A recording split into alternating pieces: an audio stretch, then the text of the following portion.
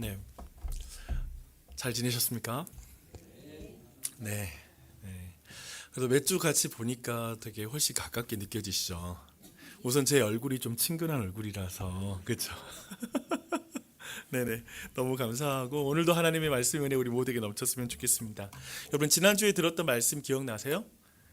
네, 기억하지 못하셔야 돼요. 그 아시죠? 그래야지 제가 또 한번 정리해 드릴 수 있으니까 한번 이제 말씀드리면 또 기억날 것입니다. 여러분 베들레헴에서 지난주에 모든 이야기가 벌어지게 되는데요. 베들레헴의 뜻이 뭐였죠? 네, 이게 기억이 잘 안 나잖아요, 그렇죠? 따라합니다. 떡집. 네, 떡집. 근데 이 떡집이 지금은 온 세계에서 가장 유명한 떡집이라는 생각이 들었어요. 개인적으로 떡집을 하게 되면 베들레헴 떡집이라고 이름을 지을 것 같아요. 근데 이게 떡집이라는 뜻을 가지고 있는데 생각해봐요. 왜냐하면 온 우주의 왕이신 예수님이 태어난 곳이 어디죠? 베들레헴이에요. 나중에 베들레헴에서 예수님이 태어나십니다. 생명의 떡이신 예수님이 태어난 장소, 거기가 베들레헴이라는 게 되게 의미심장하죠. 더하여서 다윗 왕의 고향이기도 해요.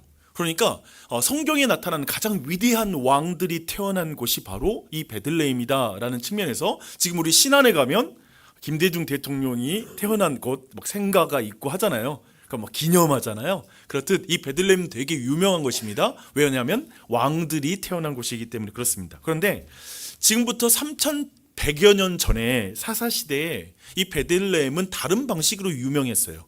부도덕하고 그리고 불법이 일어나는 곳, 그런 사람들이 살고 있는 곳으로 유명한 곳이 이 베들레헴이라는 곳이었다라는 걸 우리가 지난주에 함께 살펴봤습니다. 그렇죠? 한마디로 베들레헴은 이름값을 못하는 곳이었다라는 것을 생각해 봤습니다. 베들레헴에 기근이 닥쳤어요. 빵집에 빵이 떨어졌어요. 파리바게뜨에 갔는데 바게뜨가 없어요. 그렇죠? 문제가 생긴 거예요. 그때 엘리멜렉이라는 남자가 자신의 가족을 이끌고 모압으로 가는 이야기를 지난주 우리가 살펴봤습니다. 근데 이 엘리멜렉, 나의 하나님이 나의 왕이시다 라고 이렇게 고백했던 이 엘리멜렉이라는 이 이름을 가진 사람이 사실상 자기 마음대로 사는 것이죠. 스스로가 자신의 삶의 왕이 되어서 살아가는 모습을 지난주에 함께 봤습니다. 이름값을 못한 것입니다. 안타깝게도 살자고 도착했던 그 모압, 살려고 정착했던 모압이 엘리멜렉과 두 아들의 무덤이 되어버리는 그런 사건이 벌어지죠. 그리고 나서 이 남편과 아들 둘을 잃어버린 나오미가 슬픔 가운데, 고통 가운데 쓰디쓴 그 인생의 무게를 짊어지면서 다시 고향으로 돌아오는, 베들레헴으로 돌아오게 됩니다.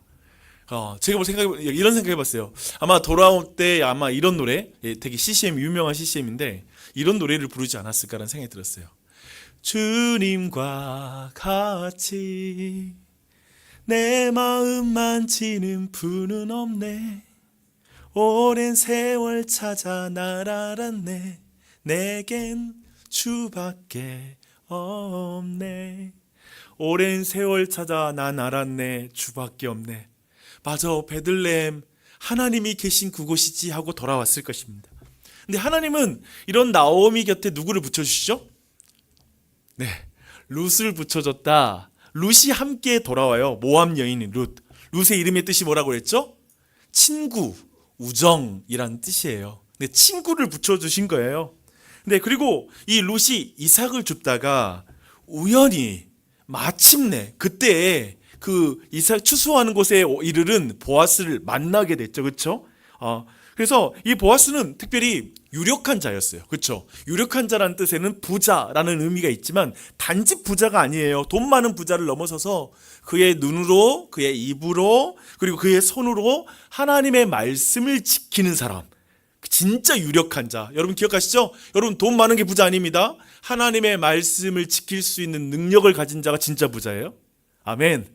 아멘. 통장에 숫자가 많이 이렇게 쌓여 있는 자가 부자가 아니라 그것을 나눌 수 있는 사람이 부자인 것입니다. 하나님의 뜻대로 쓸 수 있는 사람이 부자인 것입니다. 그것을 보여주죠. 그래서 오늘은 이제 지난주의 내용에 이어진 말씀을 살펴볼 거예요. 그래서 오늘까지 말씀 보면 여러분이 룻기 전체를 2주에 딱 이렇게 전체적으로 살펴보게 되는 것입니다. 한번 같이 볼게요.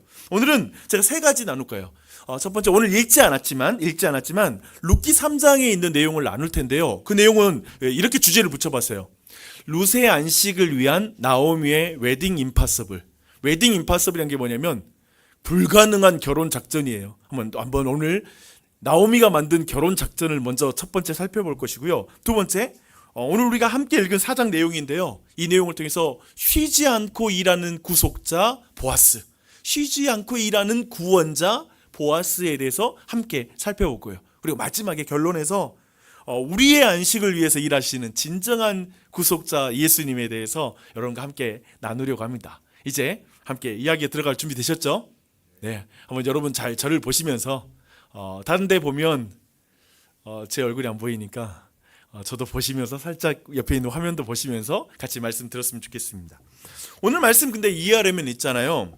먼저 우리가 알아둬야 될 게 있어요. 이건 현대인들의 감성으로는 이해하기 힘든 그런 어떤 이스라엘의 특별한 제도, 구원하는 제도가 있어요.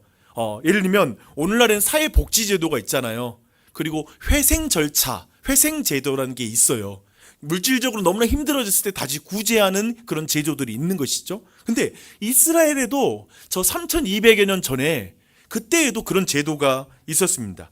특별히 오늘 첫 번째 두 가지 보는데, 첫 번째는 계대 결혼. 따라해 볼까요? 계대 결혼. 이게 무슨 말이야? 그렇죠? 형사 취수혼 한번 다시 한번 따라해 보실래요? 형사 취수혼.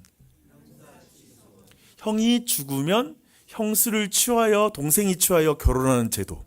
좀 이상하죠, 그렇죠? 그 내용을 볼 텐데 이 내용이 신명기 25장에 이것에 대해서 하나님께서 이미 말씀하신 제도예요. 한번 그 내용의 말씀을 볼게요.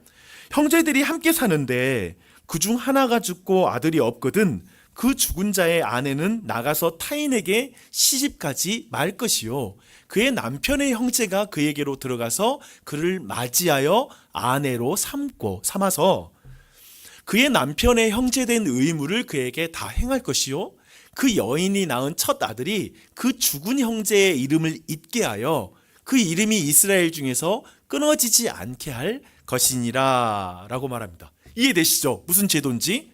그렇죠? 그래서 고대운동에 남편이 죽고 자식이 없는 여인의 인생은 사실상 끝이에요. 그러니까 예를 들면 극빈층으로 그냥 떨어지는 거예요.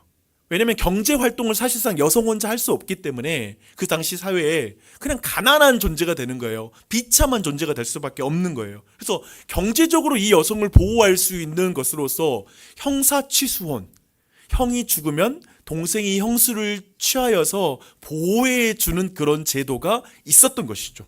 근데 형이 자녀가 없으면 동생이 형수를 취하는 이것은 오늘날의 눈으로 보면 되게 도덕적으로 문제가 있어 보이잖아요. 그래서 너무 우리에겐 불쾌할 수도 있을 것 같아요. 하지만 이런 제도의 원래 의미를 아실 필요가 있어요. 근데 의대로 보면 복지 제도라는 거예요. 보호하려고 하는 제도라는 거예요. 근데 제가 역사를 찾아보니까 고구려 시대에도 예를 들면 우리도 형사취소원이 있어요. 그러다가 조선시대에 와서도 조금 남았지만 조선시대는 유교가 있잖아요.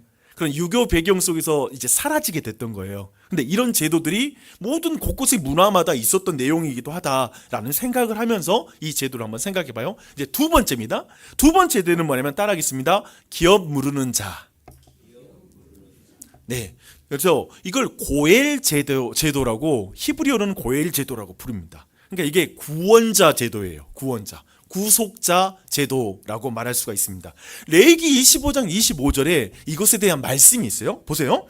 만일 내 형제가 가난하여 그의 기업 중에서 얼마를 팔았으면 그에게 가까운 기업 물을 자가 와서 그의 형제가 판 것을 물을 것이요 라고 이렇게 말하고 있습니다. 생각해 보세요. 하나님께서는 있잖아요. 모든 이스라엘 백성에게 땅을 골고루 나눠줬습니다. 그거 아세요? 이스라엘 땅은 소유권이 사람에게 있지 않아요. 사용권만 있어요. 여러분 이것을 이번에 희년 그 제도 나누면서 계속 박창수 목사님 통해서 배웠던 내용이 있고요. 땅의 주인은 하나님이고 우리는 이용권만 있는 거예요. 그렇죠? 그러나 개인의 능력과 성실함 또한 가족들 생로병사라는 변수 그거 있잖아요. 예를 들면 날 때는 순서가 있지만 갈 때는 순서가 없다라는 말이 있죠. 예를 들면 아버지가 너무 일찍 돌아가셨어요. 그렇게 되면 그 아들들 아니면 그 자녀들은 부가 대물림 되가 가난이 대물림 되겠죠. 그렇죠?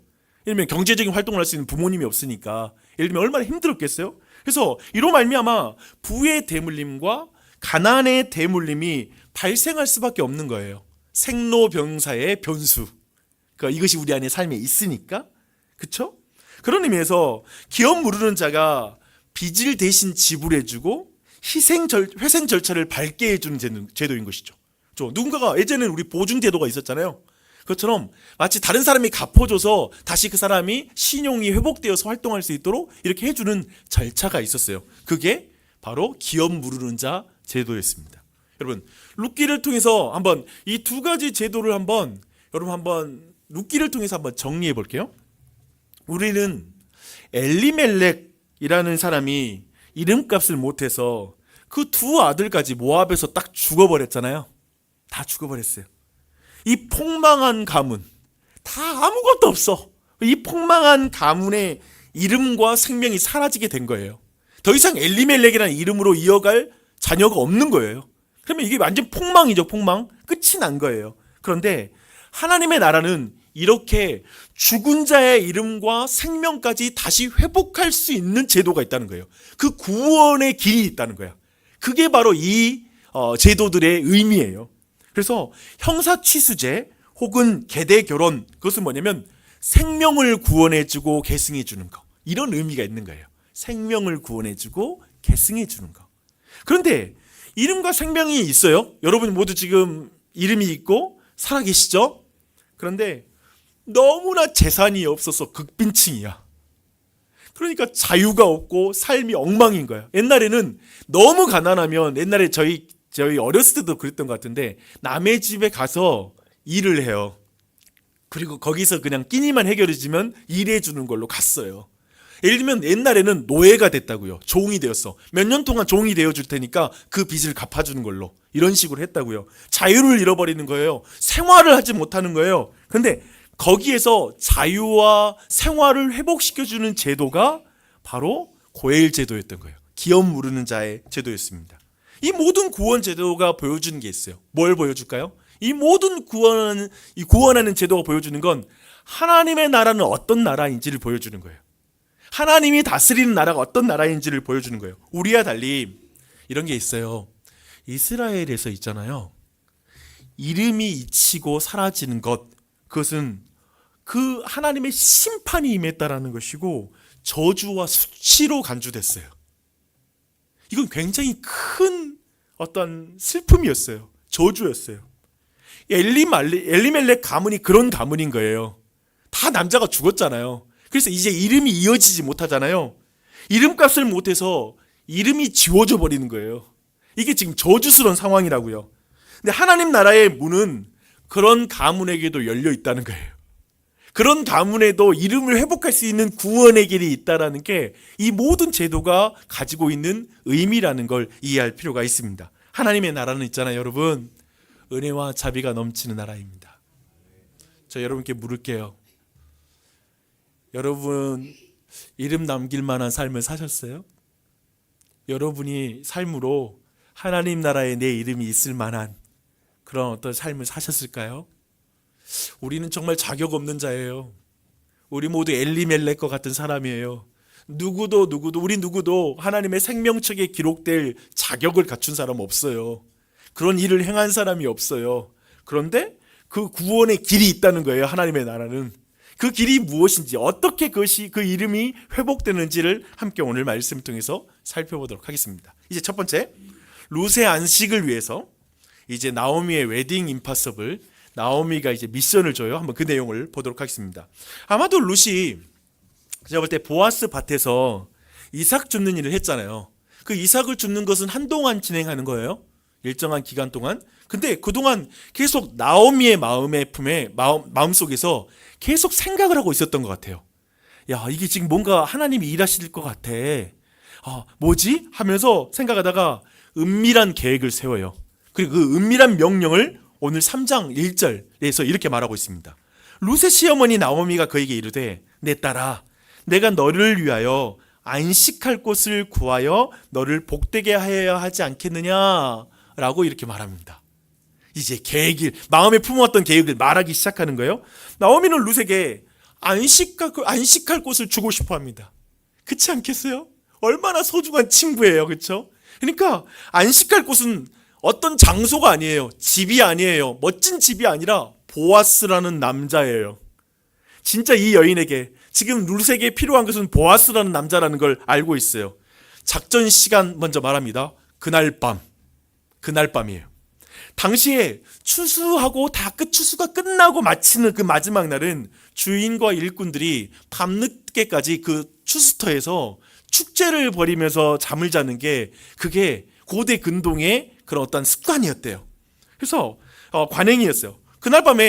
바로 그날 밤에 이제 추수의 축제가 벌어지는 날인 거예요. 근데 그날 아침에 일 나가기 전에 이 말 하고 있는 거예요. 오늘 밤에 할 일을 알려주는 거예요. 나오미의 계획을 들어보십시오.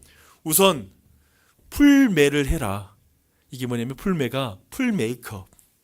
화장을 우선 다 하고 그리고 나서 향수 뿌리고 이거 아르마인이라고 해야 되나요? 좋은 향수를 뿌리고 좋은 옷을 입고 가서 보아스가 눕는 자리를 보았다가 그의 발치 이불을 들고 들어가서 누워. 그렇게 하면 그가 내게 할 일을 다 알려줄 거야. 여러분 지금 이 명령 어떻게 들으세요? 굉장히 여러분 볼 때 지금 성경 이야기라고 해서 자연스럽게 들으시면 안 돼요. 아멘하고 들을 이야기가 아니에요. 이건 나오미의 지능을 의심하게 만드는 아주 무대뽀 미션이에요. 그렇지 않아요? 그렇죠? 뭐냐면 이 말을 듣는 순간에 룻에게 제가 볼 땐 안식은커녕 근심이 찾아왔을 것 같아요. 어떻게 싶은 거예요. 우선 지금 어떤 의미에서 나이도 너무나 많은 사람의 발치에 들고 들어가라는 말도 우선 충격이었을 것 같고요. 또 한편에 이거예요. 왜냐하면 나오미의 계획은 이 모압 여인 룻에게 수치를 가져올 수 있는 그런 명령이에요. 왜냐하면 그 당시에 모압 여인 그러면 이스라엘은 있잖아요. 음란한 여인들이라는 생각이 있었어요. 되게 해프고 그리고 정말 성적으로 타락한 여인들이다라고 생각했어요. 왜냐하면 이런 역사가 있어요. 민수기 25장에 보면 이스라엘 백성이 가나안 성을 입성하기 전에 이 모압 땅을 지나게 돼요. 근데 이 모압 평지에 머물게 되는데 이때 모압의 여인들이 이스라엘 남자들을 유혹해서 잠자리를 갖고 타락하게 해서 하나님의 큰 벌이 임하여서 많은 이스라엘의 남자들이 죽었던 역사가 있어요. 그러니까 이런 역사가 있으니까 모압 여자 조심해. 그 꽃뱀들이여. 큰일 나라고 어쩌면 그런 대명사였다는 거예요. 그래서 그런 의미에서 어떤 의미에서 이 일이 들통나버리면 그러니까 몰래 이제 이 나오미의 말을 듣고 룻이 이렇게 보아스에게 접근하는 게 들통나면 그럼 그렇지 뭐 저 모압 여자 저 음란한 것들 하면서 룻 저거 아주 교묘한 수를 가지고 들어왔어 라고 오해받고 비난받을 수 있어요. 그런 계획이었어요. 그러니까 나오미의 계획은 이걸 룻을 살리려고 하는 게 아니라 죽은 자리로 몰아넣는 것 같은 그런 지금 명령인 거예요. 그런 의미에서 굉장히 이 명령을 볼 필요가 있습니다. 놀랍게도 있잖아요. 룻은 어떻게 받아들일까 이 명령을 했을 때 이 허술하기 짝이 없는 명령이잖아요. 그렇죠? 풀매하고 옷 입고 향수 뿌리고 이불 들쳐서 들어가서 누워있어. 그러면 알아서 해줄 거야. 무슨 말이야. 그렇죠? 무슨 말이야? 이 허술하기 짝이 없고 위험한 이 미션을 수행해요. 정말 미션 임파서블인데 웨딩 임파서블인데 말도 안 되는 계획인 것 같은데 이 계획에 그대로 순종합니다. 한밤중에 가만히 보아스 발치 이불을 들고 거기에 누워요. 그리고 이젠 보아스의 입장에서 생각해봐요. 여러분 이제 보아스는 어르신이잖아요. 피곤해서 일찍 좀 주무셨겠죠. 그렇죠? 근데 새벽에 그 발 쪽에서 뭔가 느껴지는 거 있잖아요. 잠자다가 우리 여러분 예를 들면은 텐트 치고 야외에 있을 때도 뭐가 발에서 기어가는 것 같다면 화들짝 놀라지 않겠습니까? 뱀이 들어왔나? 아니면 뭐가 들어왔나 싶어서 깜짝 놀라잖아요. 그러니까 깜짝 놀라서 보니까 한 여자가 누워있는 거예요. 얼마나 놀랐겠습니까? 네, 그래서 물어보는 거예요. 내가 누구냐? 내가 누구냐? 라고 물어보죠. 너무 놀란 상태에 있는 이 보아스에게 재밌게도 룻이 프로포즈를 해요. 야, 이 타이밍에 그 깜짝 놀라서 눈이 이렇게 커진 그 어르신에게 이제 프로포즈를 합니다. 이런 내용이에요. 나는 당신의 여종이오니 당신의 옷자락을 펴 당신의 여종을 덮으소서. 이는 당신이 기업 물을 자가 됨이니이다. 라고 이렇게 말을 합니다. 근데 여기서 당신의 옷자락을 펴 당신의 여종을 덮으소서 라는 이 말의 의미가 있잖아요. 이게 의미잖아요. 되게 시적인 표현이잖아요. 그렇죠? 여러분, 우선 그리스도인들 여기 지금 결혼 안 하신 분 계시면 이런 표현들을 잘 익혀놔야 돼요. 그래서 당신의 옷자락을 펴 당신의 여종, 아니야, 나를 좀 덮어주실래요? 여종은 없으니까 요즘은 그냥 부르면 될 것 같아요. 근데 여튼 이건 성적인 연합의 의미가 있기도 해요. 그렇잖아요. 한 입을 덮고 살자 이런 말 하잖아요. 우리 표현에 마치 그런 표현이잖아요. 이불을 덮다. 그러니까 성적인 연합의 의미가 있어요. 하지만 그걸 넘어서 청혼의 의미가 있어요. 결혼하자라고 하는 의미가 있어요. 성적인 유혹의 의미가 아니라 영적으로 의미가 있는 행동이에요. 이것이 굉장히 중요해요. 영적인 의미가 있는 거예요. 뒤에 이어진 말 때문에 제가 이렇게 해석합니다. 더욱 그래요. 이는 당신이 기업 물을 자가 됨이니이다 라고 말하는 거예요. 그러니까 이 기업 물을 자라는 것은 지금 하나님의 말씀 안에서 지금 이걸 요구하는 거예요. 아까 봤죠? 이전에 하나님의 말씀이 있었잖아요. 그 말씀 붙잡고 지금 당신이 기업 물을 자가 되어달라고 요청하는 거예요. 지금 룻은 저는 당신이 기업 물을 자가 되어주기를 바랍니다. 또한 나와 결혼을 해주십시오 라고 말하는 것이죠. 그러니까 정말 흥미롭죠. 나오미와 룻 모두 하나님의 말씀 붙잡고 구원의 길을 붙잡는 거예요. 이게 중요해요.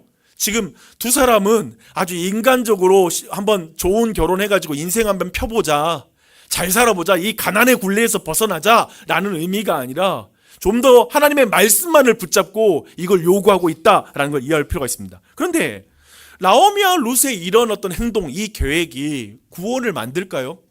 그 두 사람의 진심으로 이 일이 이루어지나요? 어때요? 이 결혼 성사가 이 두 사람이 지금 여기까지 딱 했잖아요. 성공했어요. 여기까지는. 이걸로 결혼이 가능해요? 아니라는 거 알고 계시죠? 이 모든 것은 이제 보아스에게 달려있는 거예요. 그렇죠? 보아스에게 달려있는 거예요. 구원은. 보아스는 룻의 행동과 말을 우선 부정적으로 해석할 수 있어요. 그렇지 않겠습니까? 이거죠. 아니, 내가 좋게 봐서 여러 가지 배려를 했더니만 이제 아예 기어오르는구만? 아니, 이렇게 예의가 없을 수 있어? 아니, 이 밤중에 이 사람이 이렇게 깜짝 놀래킬 수 있어? 모압의 음란함이 뼛속까지 스며 있는 여자이구만 하고 이렇게 화를 낼 수도 있을 것 같아요. 그렇죠? 여러 가지 가능성이 있는 거예요. 이렇게 오해할 수 있어요. 그러나 보아스는 어떤 사람이죠? 참으로 유력한 자, 진짜 하나님의 말씀을 지킬 줄 아는 자, 진짜 유력한 자이죠. 그런 갑작스러운 상황 속에 그 룻의 말 속에서 그의 경건함을 간파하는 거예요. 그 사람의 눈은 어때죠? 보아스는 눈이 아주 좋다고 했죠. 사람의 마음까지, 그 영혼의 믿음까지도 볼 줄 아는 남자라는 걸 지난주에 살펴봤어요. 그런데 오늘 이 상황 속에서도 어떤 마음의 흔들림 없이 룻의 그 진심을 알아보는 거예요. 그 경건함을 알아봅니다. 일찍이 보아스는 룻에게 이런 말을 했죠. 이스라엘의 하나님 여호와께서 그의 날개 아래에 보호를 받으러 온 내게 온전한 상 주시기를 원하노라 라고 말했던 적이 있어요. 믿음의 여인이라는 걸 알고 있어요. 이 안에 어떤 경건함이 있다는 걸 알고 있어요. 놀랍게도 룻은 보아스가 말했던 날개 아래에 라는 동일한 단어를 사용해서 옷자락을 펴 라고 말하고 있어요. 여기서 봐보십시오. 여기서 날개 아래라고 있는 부분 있잖아요. 이것과 옷자락을 펴 해서 그 내용, 옷자락과 날개가 히브리어로는 같은 단어예요. 그러니까 지금 룻이 보아스가 예전에 했던 말을 그대로 쓰는 거예요. 갖다 써서 그 말을 하고 있는 거예요. 그래서 이걸 연결하면 이런 청혼의 내용이 되는 거예요. 한번 들어보세요. 일찍이 당신은 내가 하나님 여호와의 날개 아래에 보호를 받으러 왔다고 말씀하셨죠? 맞아요. 그 날개는 바로 당신의 옷자락입니다.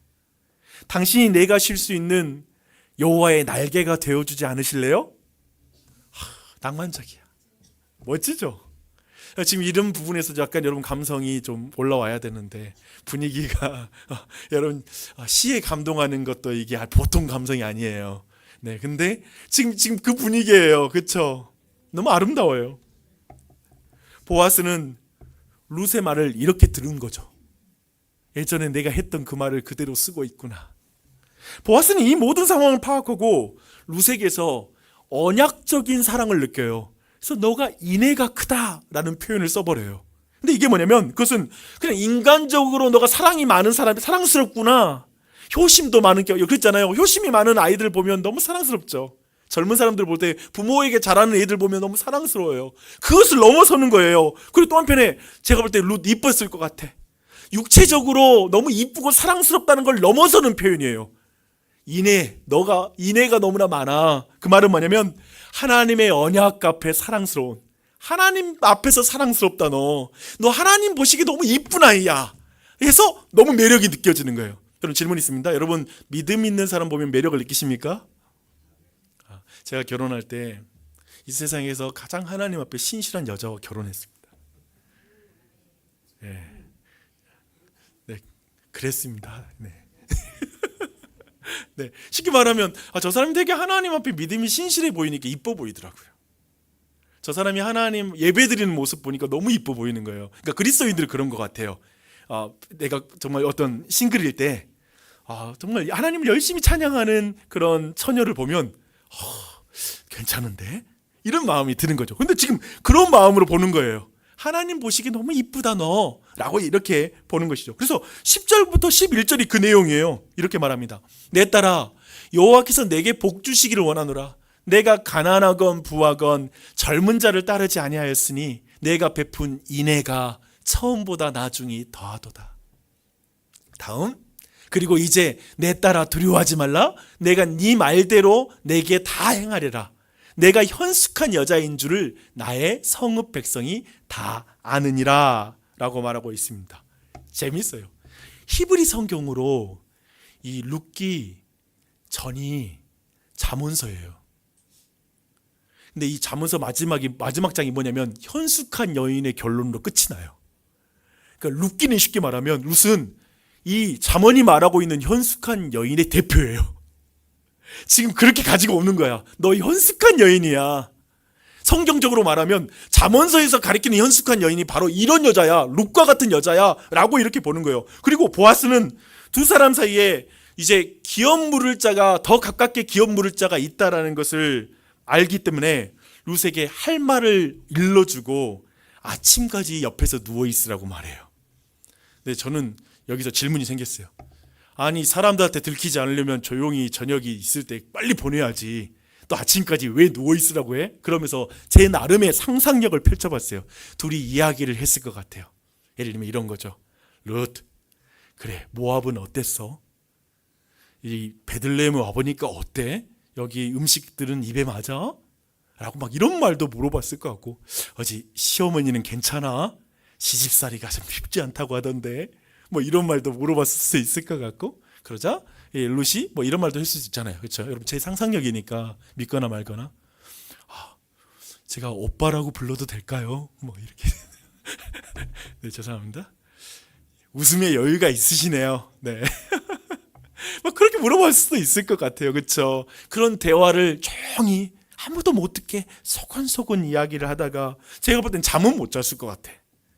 아니 지금 새벽이 올라오는 걸 봐야 되니까 잠도 못 자고 아마도 그 시간에 이제 보아스를 머릿속으로 이제 어떻게 바로바로 움직여야 될지 머리로 시뮬레이션을 돌렸을 거야. 아침에 내가 어떻게 움직여야 될지 생각을 하나하나 다 생각했을 것 같습니다. 그런 의미에서 여기서 한번 생각해 봐야 돼요. 어떤 의미에서는 그 자리에서 막 성적인 관계를 맺거나 그러지는 않았을 것 같아요. 두 사람 사이에 기업 물을 자가 있기 때문에 잠깐 기다려라고 말했기 때문에 함부로 이 여자를 건드리거나 그렇게 하지 않았을 것 같아요. 왜냐하면 이 보아스는 법을 지키는 사람이거든요. 하나님의 말씀을 지키는 그런 유력자이거든요. 그래서 지금 기다리라고.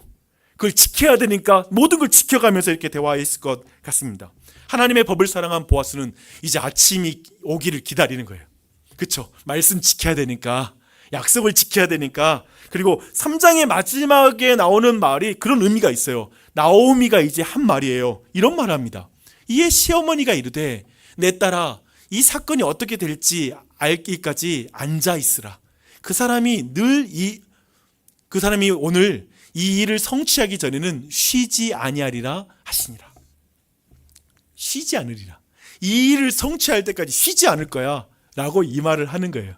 네, 이게 3장까지의 내용입니다. 이제 마지막 할까요? 뭐냐면 이제 룻이 안식하기까지 쉬지 않는 보아스를 한번 살펴보도록 할게요. 아침이 밝았습니다. 날이 밝기를 기다렸던 보아스의 행동이 이제 시작됩니다. 그러니까 뭐 배경음악으로는 빰빰빰빰빰빰빰빰 이렇게 이제 음악이 흐르고 있어요. 그러면서 막 신속하게 움직이기 시작해요. 4장 1절에 보니까 보아스가 성문으로 올라가서 거기 앉아 있더니 마침 보아스가 말하던 기업 물을 자가 지나가는지라. 보아스가 그에게 이르되 아무개여 이리로 와서 앉으라 하니 그가 와서 앉으매 라고 이렇게 말합니다. 이제 법정 드라마로 전환합니다. 당시에 성문은 법정이었대요. 마을의 성문이 그러니까 재판이 일어난 장소였어요. 보아스가 성문에 이제 올라가 딱 앉아 있는 거예요. 그러니까 재판을 하고 싶어 하는 거죠. 그렇게 되니까 마침 기업 물을 자가 그것을 지나갑니다. 여러분, 마침이 나오면 어떤 거죠? 언제가 생각이 나요? 지난주 설교 기억나시죠? 룻이 그 추수 이삭 죽게 하려고 한 그곳이 마침 보아스의 밭이에요. 그렇죠? 마침 그때 보아스가 찾아와요. 그렇죠? 이 모든 걸 볼 때 우연하게 된 것이 아니죠. 그렇죠? 이 모든 걸 볼 때 제가 그런 사자성어가 생각이 나세요. 줄탁동시라는 말 아세요? 줄탁동시. 그게 뭐냐면 이제 그 달걀 있잖아요. 이제 병아리가 깨어나오려면 병아리가 알 속에서 줄줄줄 하고 이렇게 때려야 된대요. 근데 여기 안에서만 때린다고 해서 이게 계란이 깨지는 게 아니에요. 부화하는 게 아니에요. 그 소리를 듣고 엄마 닭이 탁탁탁 밖에서 쪼아주면 그렇게 해서 딱 알에서 태어나는 거예요. 근데 마치 그런 것처럼 흥미롭게도 지금 단지 보아스만 이 행동을 하는 게 아니야. 룻에게 안식을 주기 위해서 보아스만 행동하는 게 아니라 하나님도 행하고 계시죠. 우연히 마침 하나님께서 그 모든 것도 부지런히 일하고 계시는 거죠. 잊지 마십시오. 하나님께서 우리의 구원을 위해서 부지런히 행하세요. 아멘. 아멘. 그 일을 행하시죠. 그런데 이때 흥미롭게도 기업 물을 자가 딱 지나가거든요. 근데 성경이 재밌어요. 아무개라고 불러요. 지난번에 말했죠. 룻기에서는 이름이 되게 중요해요. 근데 아무개, 우리말로 거시기가 지나가요. 그래서 거시기가 지나가요. 근데 여기서 보면 그런 의미에서 우리가 볼 때는 가까운 친족은 이름을 남기지 못해요. 룻의 삶에서 구원자가 아니잖아요. 그러나 보아스는 이름을 남기죠. 그러면서 매우 중요해요. 왜 보아스만 이름이 남겨서 여기까지 올까? 성경에 기록되었을까? 한번 이제 그 내용을 살펴보면 좋을 것 같습니다. 앞에서 충분히 다루지 않았지만 보아스보다 더 가까운 친족은 오늘 이 이야기에서 되게 긴장감을 만드는 사람이에요. 그 드라마에 보면 연적이 나오잖아요. 그렇죠? 그래서 불안하게 만들어요. 저쪽이랑 연결되면 어떻게? 라는 걱정을 하죠. 삼각관계를 늘 만들어. 하지만 마치 그것처럼 지금 아주 긴장감을 만들어요. 그리고 이 이야기는 우선 너무 절망적으로 흐릅니다. 뭐냐면 이런 모든 제안을 하자. 그래, 내가 기업 물을게. 그래요. 내가 기업 물을게. 거시기가 엘리멜렉의 소유에 대한 것을 기업 물으는 것에 대해서 수용한 거예요. 받아들일게 라고 말합니다. 우리 모두는 걱정하죠. 어떻게? 큰일 났네? 그러나 이 모든 것을 보아스는 충분히 예상하고 있어요. 그리고 보아스는 두 번째 제안을 합니다. 두 번째 제안은 이거예요. 네가 나오미의 손에서 땅에 대한 기업을 물을 때 취수혼까지 할 수 있겠느냐? 라고 말합니다. 그러니까 룻과 결혼할 수 있겠느냐? 룻과 결혼을 해서 그에게 얻은 자녀는 거시기의 성이 아니라 죽은 남편의 성을 물려받게 할 수 있겠어? 너 정말 말씀 그대로 지킬 수 있겠어? 그리고 자녀가 자라면 그 땅까지도 그 아들에게, 그래서 엘리멜렉의 이름으로 그 모든 것들을 호적에 그 지적부에다가 다 올릴 수 있겠어? 라고 이렇게 말합니다. 이 말을 듣자 아무개가 쉽게 계산을 해요. 제가 볼 땐 망설이지 않고 대답했을 것 같아요. 뭐냐면 그러면 안 할래. 그러면 안 할래. 너무나 경제적으로 손해보는 일이니까. 그렇잖아요. 잔뜩 돈을 주고 샀다가 내 이름으로 그 돈을 등록을 못해. 대신 그 죽은 사람의 이름으로 등록을 해줘야 돼. 누가 그 짓을 하겠어요? 죽 써서 누구 안 주죠? 걔 줄 수 없다. 말도 안 되죠. 그렇죠? 그런데 여기에서 우리는 아무개에 대해서 한번 생각해 볼 필요가 있습니다. 아무개가 왜 처음에는 수락했죠? 제안을? 나오미만 잘 부양하면, 그가 죽고 나면 엘리멜렉의 모든 재산이 내 것이 되니까, 나한테 이익이 되니까 그 제안을 수용했죠. 하지만 취수혼을 하면 어떻게 돼요? 룻과 결혼하게 되면 어떻게 돼요? 상황 복잡해지는 거예요. 룻이 아들을 낳으면 이제 엘리멜렉의 가문이 부활해서 모든 재산이 그들에게 갈 거예요. 이렇게 보면 아무개는 하나님의 말씀을 아예 지키지 않겠다라고 하는 마음을 갖는 건 아니죠. 지키려고 해요. 하지만 하나님의 말씀 언제까지나 자신의 삶에 이득이 되는 선까지만 말씀 지키겠다. 그 한도에서만 난 말씀 지킬 거야. 나한테 이익이 없으면 안 지켜. 내가 왜 말씀을 지켜? 나한테 이익이 없는데. 손해가 있다면 지킬 마음이 없는 거죠. 이게 저는 아무개 신앙이라고 생각해요. 어떠세요? 우리도 아무개 신앙을 가질 수 있어요. 나한테 손해 없는 것까지만 지키는 거예요. 거기까지만. 그래서 우리가 성경 볼 때 나한테 좋은 말만 볼 수 있어요. 설교 들을 때에도 나한테 좋은 말만 듣고 나한테는 손해 볼 것 같고 희생이 있는 건 안 들을 수 있어요. 아무개 신앙이에요. 이렇게 보면 우리는 더욱더 보아스가 그렇다면 보아스의 행동이 너무 이해가 돼요. 그리고 보아스의 행동이 얼마나 아름다운 구원인지, 얼마나 놀라운 것인지를 깨닫게 돼요. 보아스는 지난밤에 하나님의 말씀에 따라 아침까지 기다린 사람이에요. 아니, 노인이 돼도 젊은 여자를 품고 싶은 마음 없겠어요? 하지만 말씀 지켜야 되니까 함부로 그 모름을 저는 건드리지 않았다고 생각해요. 단지 자신의 품에 젊은 여인을 좀 품어보고자 이 일을 하는 거 아니잖아요. 엄청난 손해가 있는 거예요. 또한 이제 신속하게 행하며 멈추지 않고 이르려고 하는 것은 한 여인이 자신의 품에서 안식을 얻게 하기 위한 거예요. 그리고 한편에 엘리멜렉의 이름이 계속되게 하기 위해서. 오늘 말씀 보면 계속해서 뭐라고 하는지 잘 들어보세요. 9절입니다.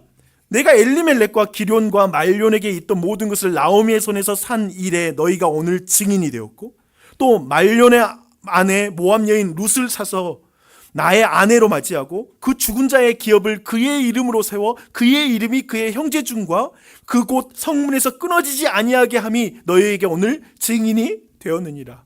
그러니까 보아스의 마음엔 나오미의 밭을 사서 룻과 결혼할 것이며 룻의 아들을 낳을 것이고, 근데 그게 단지 아들 더 보고 싶고 젊은 여자 품고 싶고 막 그런 마음이 아니라 더욱더 엘리멜렉의 이름을 남겨주고 싶다. 여러 번 반복돼요. 여러 번 반복해서 엘리멜렉의 이름이 남을 거다. 엘리멜렉의 이름을 내가 남겨주는 그 일에 내가 일을 할 거다라고 말하는 것이죠. 그래서 보아스는 경제적인 손해를 감수하는 거예요. 하나님의 말씀대로 이름이 지워진 가문에게 이름을 다시 살려주는 그 일에 내가 쓰임받기 원합니다. 나를 사용해 주세요 라는 간절한 마음이 있는 거예요. 엘리멜렉이 생각해보세요. 엘리멜렉 스스로 왕이 되어서 모든 것을 잃어버린 사람, 나오미와 룻의 인생을 비참하게 만든 남자잖아요. 그런 남자의 이름을 왜 지켜줘요? 그런데 그 이름을 지키게 해주고 싶은 거예요. 그래서 나오미와 룻의 진정한 신랑이 되고 싶은 거예요. 이게 보아스이죠. 보아스의 신앙이죠. 보아스는 엘리멜렉의 이름과 기업을 모두 구원하고 싶은 것입니다. 어떤 희생을 치러서라도 구원의 말씀이 이루어지는 데 쓰임받고 싶다. 어떤 희생을 치르더라도 구원이 일어나는 일에 나는 내 삶을 사용하고 싶다라고 하는 것이죠. 나오미와 룻이 안식할 수 있다면. 아무개 신앙하고 보아스 신앙이 있어요. 아무개 신앙, 보아스 신앙. 이 두 가지를 보여주고 있죠. 저는 이제 룻기를 정리하고 이제 마지막 결론 부분을 같이 나눌게요. 룻기는 사실 나오는 인물이라는 거울을 통해서 우리를 볼 수 있는 그런 성경인 것 같아요. 룻기의 인물 하나가 너무나 흥미로워요. 재미있죠, 그렇죠? 지난주에 우리는 이름값을 못하는 엘리멜렉과 이름값을 하는 보아스 사이에 여러분은 어떤 사람입니까? 라고 물어봤어요. 여러분은 단지 부자가 되고 싶으십니까? 아니면 하나님의 말씀을 지키는 힘을 갖는 자가 되고 싶습니까? 이런 질문도 해봤어요. 그때 했는데 오늘은 이렇게 질문하고 싶어요. 여러분은 아무개와 보아스 사이에서 여러분은 어디에 있습니까? 여러분은 아무개 신앙입니까? 보아스의 신앙입니까? 어떤 신앙을 추구하고 있습니까? 한번 이걸 질문하고 싶어요. 오늘 사실은 저희 교회는 제가 와서 부러운 게 식사를 준비해서 식사를 드시는 게 너무 부러워서 저희들은 이제 코로나 지나고 나서는 식사를 이제 더 이상 교회에서 하지 않아요. 식사 각자 이제 마을별로 하고 있습니다. 근데 그거 한다 하는 것 자체가 희생이 있잖아요. 섬김이 있어야지만이 가능한 거잖아요. 벌써 그게 걱정되시는 분도 있잖아요. 근데 제가 볼 땐 요리 실력은 걱정하지 마시고요. 다 맛있게 먹어요. 걱정하지 마십시오. 근데 여러 가지로 희생하고 귀찮아지는 거 그럴 것 같아요. 근데 깊이 생각해 봐야 될 것 같아요. 하나님의 뜻이 이루어져서 우리 교회 한 사람 한 사람을 내가 섬길 수 있는 교회이고 내가 교회를 향한 사랑을 드러낼 수 있는 기회라면 떡집에 떡이 없으면 안 되듯이 우리 교회에 오늘 이번 주 밥이 풍성해서 사람들을 먹이는 그 자리가 내 희생이 있더라도 나는 그 일을 감당하고 싶어. 내가 희생하고 섬김을 통해서 교회는 교회다워져. 이름값 하는 거야 라고 이렇게 믿는다라면 어떨까요? 우리는 여러 가지로 이 안에서도 이로운 것, 밥 공짜로 먹고 내가 안 한 밥 먹는 게 그렇게 맛있다던데요. 주부들 말이 그렇죠. 그런데 내가 이제 밥을 해야 되는 거 생각해보면 이 안에서도 아무개 신앙과 보아스의 신앙이 있지 않을까요? 그렇지 않을까요? 이 안에서도 이 아무개 신앙으로 반응할 수 있고 보아스의 신앙으로 반응도 할 수 있는 것 같습니다. 근데 보세요. 아무개와 기꺼이 룻과 나오미를 위해서라면 필요한 모든 손해를 기꺼이 감수하겠다는 보아스와 자신의 삶에 피해를 주지 않고 이득을 보는 한에서만 말씀 지키겠다고 말하는 아무개 신앙, 그 사이에 우리가 있을 것 같아요. 때로는 아무개처럼, 때로는 은혜 받으면 보아스처럼. 아무개는 자신의 이름이 남는 계약서라면 기쁘게 체결하죠. 내가 사서 내 이름으로 다 계약서 쓸 수 있으면 내가 돈 다 지불할 마음이 있지. 하지만 엘리멜렉의 이름이 남게 해주는 계약서에는 절대 희생을 치를 수는 없잖아요. 그렇죠? 다른 사람을 이롭게 하는 것에는 내가 왜 거기다 희생을 해? 내 자식한테 이익 있는 자리에만 내가 힘쓰는 거지. 세상의 원리라는 게 그게 아닙니까? 나랑 내 가족들에게 이로운 데만 내가 힘쓰면 되지. 내가 왜 다른 사람에게 유익해요? 근데 지금 그런 거죠. 그러나 보십시오. 보아스는 엘리멜렉이 이름이 남게 하기 위해 희생하는 것이죠. 교회가 그런 것 같아요. 저는 교회가 그런 곳이라고 믿습니다. 그리스도인은 엘리멜렉과 같이 죽을 수밖에 없는 자, 이름이 지워진 자에게 구원의 길이 있다라고 말하는 곳, 그것이 교회죠. 그리고 그런 보아스가 많은 교회가 좋은 교회 같아요. 그렇지 않을까요? 제가 보니 교회는 젊어야 좋은 교회 아니에요. 나이 들면 나쁜 교회 아니에요. 사람들이 많이 모이고 시설이 좋으면 교회인 교회고, 시설이 나쁘고 사람이 적게 모이면 나쁜 교회가 아니에요. 보아스가 많은 교회가 좋은 교회예요. 건강한 교회예요. 그러니까 제가 보는 건 하등에 정말 아무것도 보실 필요가 없어요.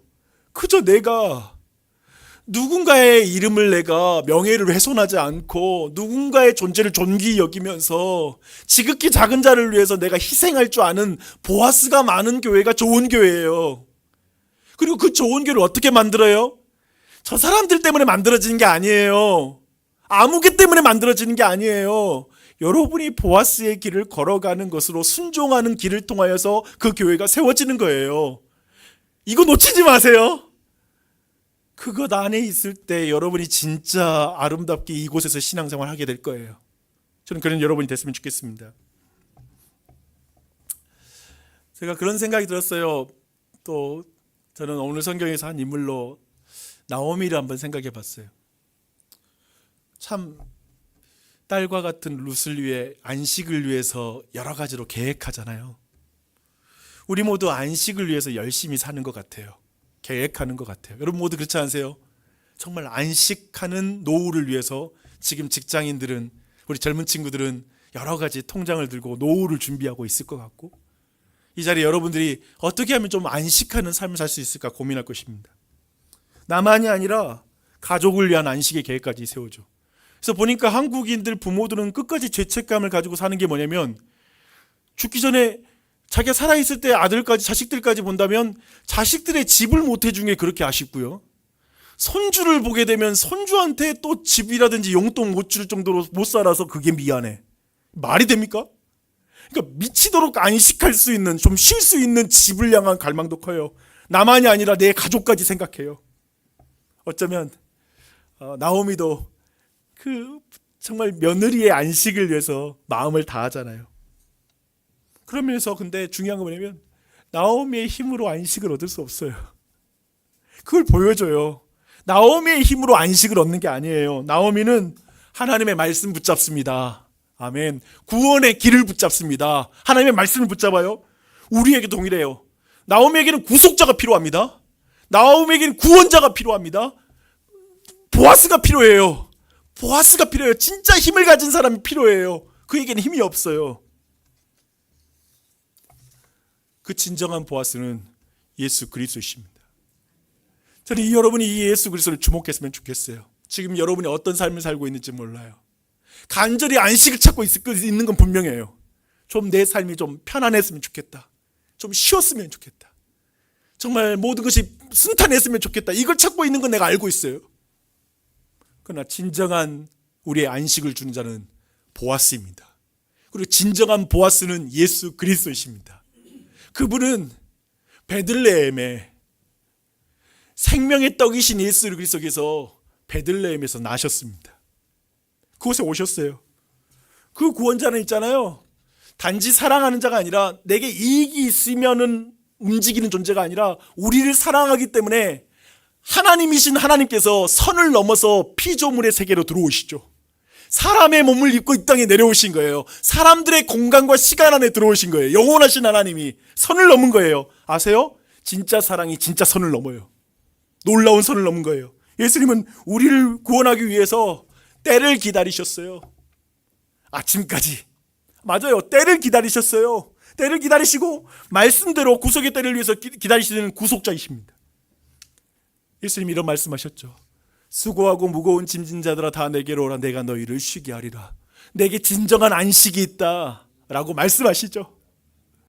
그 진정한 안식은 어떻게 일어납니까? 그 안식은 예수님께서 우리의 안식을 위해서 쉬지 않고 일하시는 분이시죠. 그 쉬지 않고 일하시는 분은 어디까지 일하지 않냐면 십자가 위에서도 일하시는 분이시죠. 우리를 위해 구원을 위해서 일하시는 분. 내가 죽어야 될 죽음을 대신 죽으시고 내가 살아야 될 삶을 대신 사셨습니다. 부지런히 사셨죠. 그 예수님을 믿을 때 예수님이 우리에게 그분이 가지시는 의를 주시는 줄 믿습니다. 아멘. 하나님과 화목함의 은혜를 베풀어 주신 줄 믿습니다. 십자가에 달려 죽으실 때 너무 과한 지불이죠. 여러분이 개미를 위해서 죽을 수 있습니까? 내 생명이 개미보다는 귀하니까 줄 수 없죠. 하지만 창조주 하나님께서 피조물인 우리를 위해서, 때로는 우리는 옛날에 이런 노래 불렀잖아요. 이 벌레 같은 날 위에 그 보혈 흘렸네. 그 보혈 흘렸네. 과한 지불이죠. 왜요? 그분의 살과 피를 나의 생명의 떡으로 내어주시기 위해서. 진정한 빵집이 예수 그리스도이십니다. 진정한 생명의 떡이십니다. 오늘 성찬식 참여합니다. 그 생명의 떡과 피를 받아 먹으십시오. 그게 교회입니다. 교회에 있어야 될 건 예수 그리스도, 그 생명의 떡이 있어야 되는 줄 믿습니다. 아멘. 한 가지를 도전하고 싶습니다. 그런 의미에서 저는 여러분에게 이제 그 은혜를, 오늘 성찬 받고 은혜를 받을 텐데, 은혜를 받고 나누면 다짐해야 돼요. 하나님, 저 이제 암흑의 신앙으로 살지 않을게요.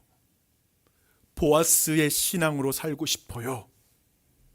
보아스처럼 하나님의 말씀이 이루어지고 구원이 이루어지고 다른 사람의 자신의 이름을 잃어버리고 마라와 같이 살고 있는 나오미들을 다시 이름이 회복되게 하고, 그리고 정말 이 땅에 고난받은 사람들, 그들이 진정으로 하나님 앞에 회복되는 것을 위해서 내가 희생하는 삶을 살게 해주세요. 어떤 희생이 있을지라도 그 대가를 지불할 줄 아는 보아스의 신앙이 되게 해주시옵소서. 이렇게 말하는 은혜가 있길 바랍니다. 유력한 자, 그게 유력한 자입니다. 진짜 힘을 가진 자입니다. 그때 유명한 자가 돼요. 진짜 유력한 자가 될 때 진짜 유명한 자가 돼요. 다른 사람의 이름을 남길 때, 그러니까 구원하는 일에 내 힘을 사용할 때 내 이름이 남겨져요. 룻을 통해서 태어난 아이가 다윗의 증조 할아버지인가? 그렇죠. 보아스가 증조 할아버지고 할아버지가 보아스에게 태어나는 거예요. 다윗의 할아버지가. 이름이 남겨져서 나중에 신약의 복음서에 보면 룻의 이름이 기록된 거예요. 그리고 보아스의 이름이 기록되는 거예요. 진짜 이름이 남는 거예요. 하늘 품은 교회는 그런 보아스들의 이름이 남겨진 교회인 거죠. 진짜 유력한 자가 있는 교회. 그 교회를 소망하며 나아가는 우리 하늘 품은 교회가 되기를 축원합니다. 아멘. 기도하겠습니다. 하나님 아버지, 너무나 감사합니다. 오늘 이렇게 2주 동안 룻기를 통해서 은혜 나누게 하시니 감사합니다. 여기 있는 한 사람 한 사람 이름값을 하지 못하는 자들이었는데 참으로 하나님의 자녀로서의 자격 없는 자들인데 그런 우리를 위해서 예수 그리스도를 보내주셨고 진정한 보아스가 되시는 예수님 우리에게 보내주시니 감사합니다. 그분이 십자가 위에서 우리를 위해서 대신 죽으심으로 우리를 향한 하나님의 사랑을 드러내 주셔서 감사합니다. 그 선을 넘어온 사랑, 모든 걸 희생한 사랑, 하나님의 뜻을 이루기 위해서 모든 희생을 감수하는 그 사랑 때문에 우리가 구원을 받는 줄 믿습니다. 하나님, 그 예수님을 붙잡고 오늘도 성찬에 참여합니다. 진정한 우리 하늘 품은 교회가 진정한 베들레헴이 되어 오늘 진정한 떡을 나누는 이 시간 가운데 은혜 베풀어 주시옵소서. 감사드리며 예수님의 이름으로 기도합니다.